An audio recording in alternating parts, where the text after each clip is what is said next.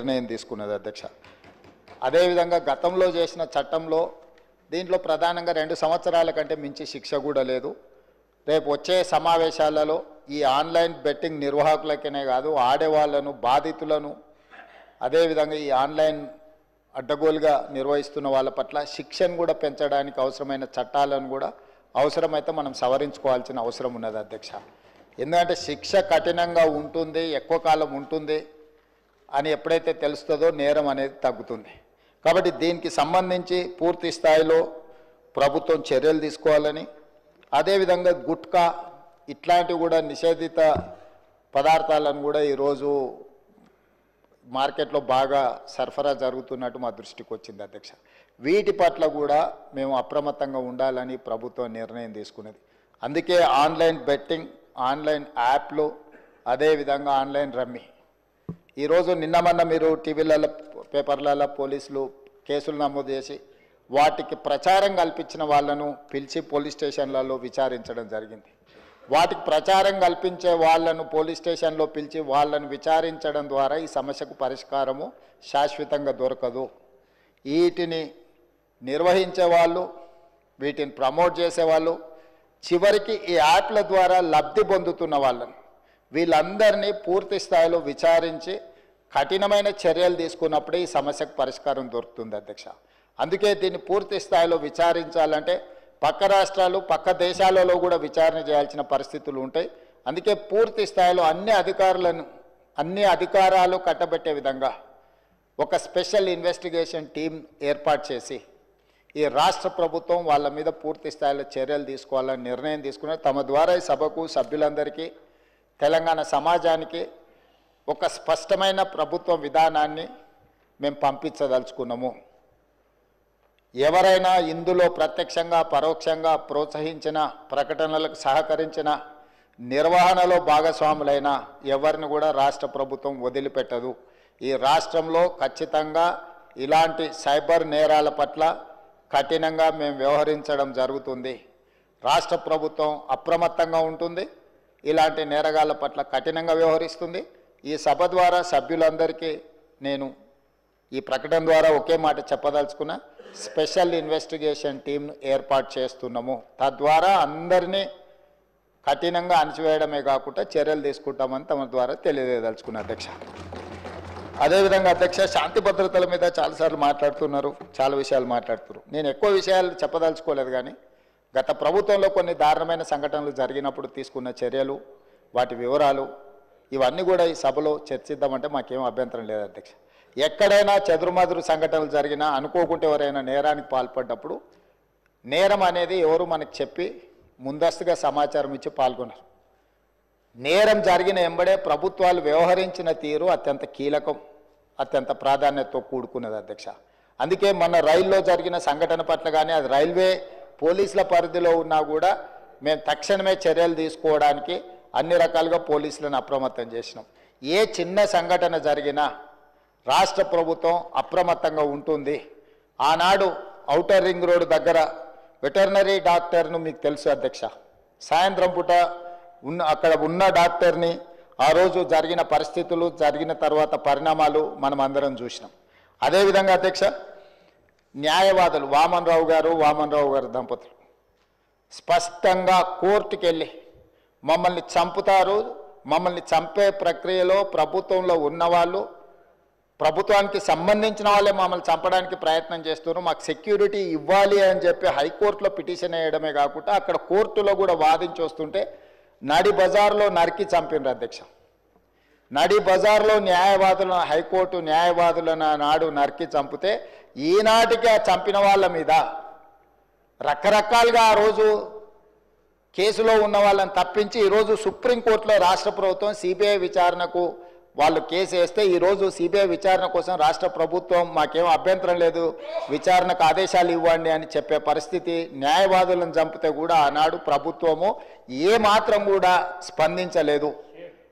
అదే కాకుండా అధ్యక్ష, తమరికి తెలుసు సింగరేణి కాలనీ మహేశ్వరం నియోజకవర్గం వస్తుంది అనుకుంటా, మన సంతోష్ నగర్ అవతల చంపాపేట పక్కన 6 సంవత్సరాల బాలికను గంజాయి మత్తులో రేప్ చేసి మర్డర్ చేస్తే ఆనాటి ప్రభుత్వంలో ఎలాంటి చర్యలు తీసుకోలేదు అధ్యక్ష.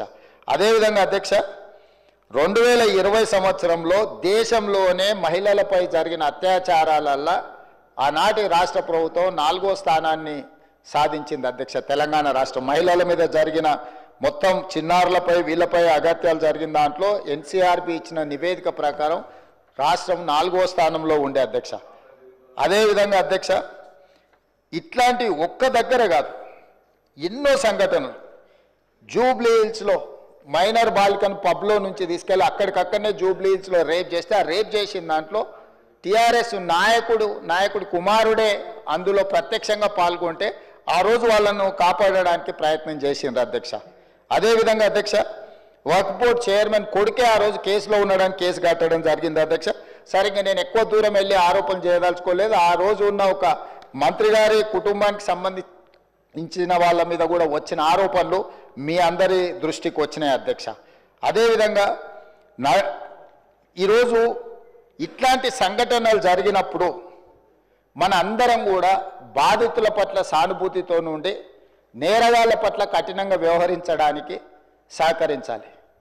అట్లా కాకుండా ఇదేదో ప్రభుత్వమే ప్రత్యేకంగా ఈ చర్యలు చేసే వాళ్ళను కాపాడుతుంది అన్నట్టుగా ప్రధాన ప్రతిపక్ష పార్టీ ఈ రకంగా ఆరోపణలు చేయడం, తద్వారా ఒక ఆందోళనకరమైన పరిస్థితి కల్పించి తెలంగాణ రాష్ట్రంలోకి వచ్చే పెట్టుబడులను రానియకుండా, పెట్టుబడులు ఎప్పుడు వస్తాయి అధ్యక్ష?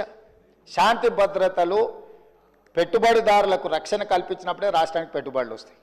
ఈరోజు ఏ మంచి పని చేపడదామన్నా దానికి ఒక దురుద్దేశాన్ని ఆపాదించి ఆ దురుద్దేశం ద్వారా తెలంగాణ రాష్ట్రం మొత్తం కుప్పగూలిపోయింది. ఈ రాష్ట్రంలో శాంతి భద్రతలు లేవు, ఈ రాష్ట్రంలో మీరు పెట్టుబడులు పెట్టకండి, ఈ రాష్ట్రం దివాలా తీస్తేనే తప్ప మాకు సంతోషం కలగదు అన్నట్టుగా ఈరోజు మాట్లాడడం ఏమాత్రం సమంజసం కాదు అధ్యక్ష. ఈరోజు ఈ రాష్ట్రంలో శాంతి భద్రతలను ఆనాడు 2004 నుంచి 2014 వరకు ఏది ఎట్లున్నా హైదరాబాద్ నగరంలో ప్రధానంగా శాంతి భద్రతల విషయంలో ప్రభుత్వం ఏమాత్రం ఆనాడు రాజీ పడకుండా మేము చేసిన ప్రయత్నాలు తెలంగాణ రాష్ట్ర అభివృద్ధికి ఎందుకో అనుకూలించినాయి. లక్షలాది కోట్ల రూపాయల వేలాది కోట్ల రూపాయల పెట్టుబడులు వచ్చి లక్షలాది ఉద్యోగ ఉపాధి అవకాశాలు హైదరాబాద్ నగరంలో తెలంగాణ రాష్ట్రంలో ఎందుకు వచ్చినాయి అధ్యక్ష?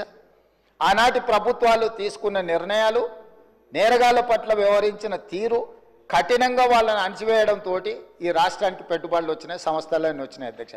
ఈరోజు సైబరాబాద్ ప్రాంతం కానీ, హైటెక్ సిటీ ప్రాంతం కానీ, ఔటర్ రింగ్ రోడ్ ప్రాంతం కానీ, అంతర్జాతీయ ఎయిర్పోర్ట్ ప్రాంతం కానీ, గచ్చిబౌలి కానీ, ఇలా చెప్పుకుంటూ వెళ్తే రాయదుర్గం కానీ ఇవన్నీ ఎప్పుడు విస్తరించినాయి అధ్యక్ష? ఎప్పుడు అభివృద్ధి చెందినాయి? హైదరాబాదు నగరంలో ఒకనాడు ఉమ్మడి రాష్ట్రంలో లేకపోతే అంతకంటే ముందు మత కల్లోలాలు ఉంటే కూడా అందరినీ కూడదీసుకొని అందరిని కలుపుకొని వాటిని అణిచివేసిన తర్వాత ఈ రాష్ట్రం అంటే శాంతి భద్రతలకు ఒక వేదిక అని తయారు చేసిన తర్వాతనే మనకు పెట్టుబడులు వచ్చినాయి అధ్యక్ష. విస్తరణలో భాగంగా మెట్రో కానీ, రోడ్లు కానీ, ఫ్లైఓవర్లు కానీ, కృష్ణానది జలాలు కానీ, గోదావరి జలాలు కానీ, ఇట్లా ప్రతిదీ హైదరాబాదు నగరం యొక్క మౌలిక వసతులను పెంచడమే కాకుండా శాంతి భద్రతలను కాపాడడంతో మన రాష్ట్రానికి పెట్టుబడులు వచ్చినాయి అధ్యక్ష.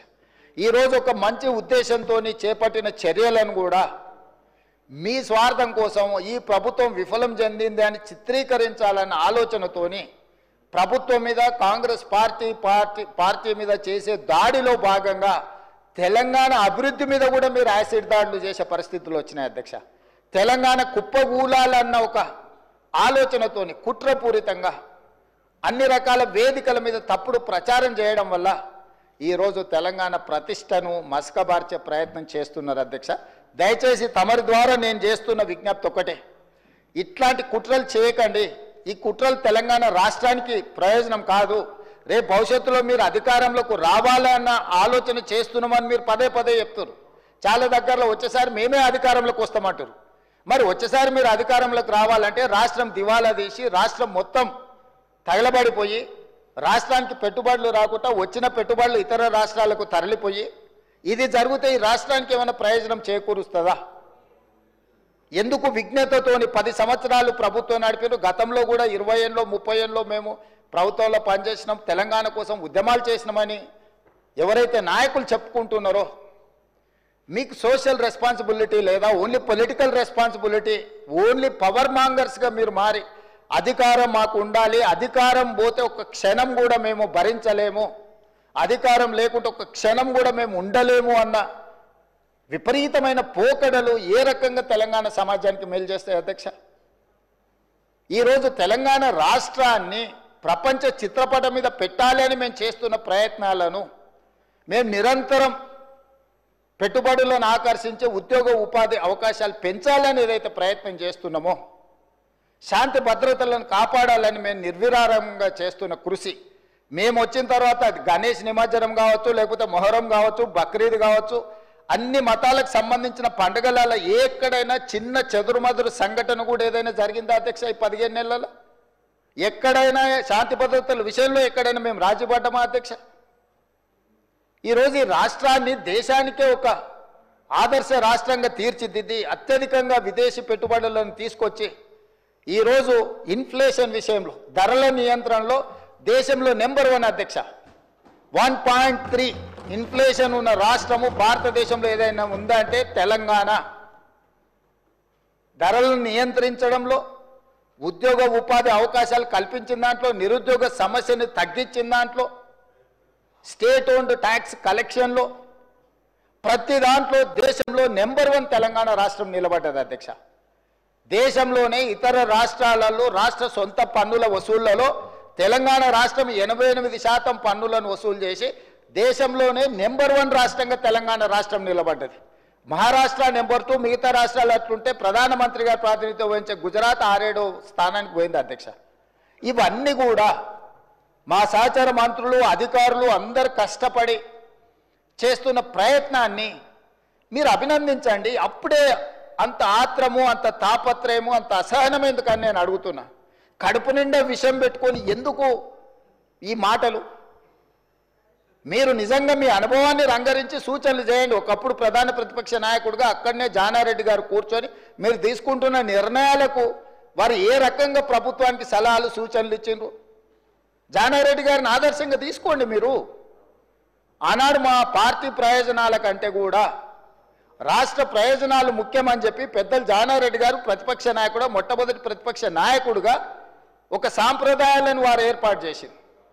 ఆ సాంప్రదాయాలను ప్రతిపక్ష నాయకుడిగా బట్టి విక్రమార్క గారు కొనసాగించారు. మీరు కక్ష గట్టి ప్రతిపక్ష హోదా తీసినా, మీరు మైకు ఇచ్చినా ఇవ్వకపోయినా, మీరు ఇచ్చిన కొద్ది సమయంలో కూడా వారు ప్రతిపక్ష నాయకుడిగా మీకు ఎన్నో రకాలుగా సూచనలు ఇచ్చే ప్రయత్నం చేసిండ్రు.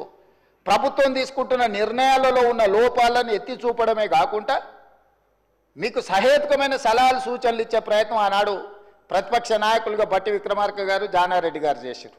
ఈరోజు కూడా మీ నుంచి మేము ఆశిస్తున్నాం. మీరు ఎంత చేసినా, ఎగరెగిరి దంచినా, ఎగరకుంట దంచినా మీకు వచ్చే కూలి అంతనే. ఎన్నికలు అనేవి 2029లో వస్తాయి అధ్యక్ష. వాళ్ళ తాపత్రయపడ్డంత మాత్రాన, వాళ్ళు ఆవేదన చెందినంత మాత్రాన, వాళ్ళు హడావిడి పట్టినంత మాత్రాన 1 సంవత్సరం రావు అధ్యక్ష ఎలక్షన్లు. అప్పుడే ఒక ఆయన అంటాడు వచ్చేసినాయి, బై ఎలక్షన్స్ వచ్చేసినాయి, వచ్చే నెలలే అని టికెట్లు వంచుతాడు ఒక ఆయన. ఆయన టికెట్లు వంచండి కదా, నేను వంచాలని ఇంకొక ఆయన పోయి ఆయన వంచుతాడు.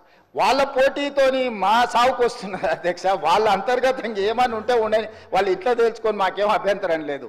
ఒక ఆయన పొద్దున్నే ప్రెస్ మీట్ పెడితే మధ్యాహ్నం ఒక ఆయన ట్విట్టర్లో పెడతాడు దాని కౌంటర్ పార్టీ. ఒక ఆయన ట్విట్టర్లో పెట్టగానే ఇంకొక ఆయన ప్రెస్ నోట్ రిలీజ్ చేస్తాడు. వీళ్ళిద్దరు ఇట్లా చేశారు కదా అని పెద్దల సభలో ఉన్న వాళ్ళు వాళ్ళ వైపు నుంచి వాళ్ళు అదే ప్రయత్నం చేస్తున్నారు. వాళ్ళ పోటీ రాష్ట్ర ప్రభుత్వానికి తలకాయ నొప్పిగా మారిపోయింది అధ్యక్ష. ఈరోజు అందుకే నేను ఒకటే విజ్ఞప్తి చేస్తున్నా అధ్యక్ష.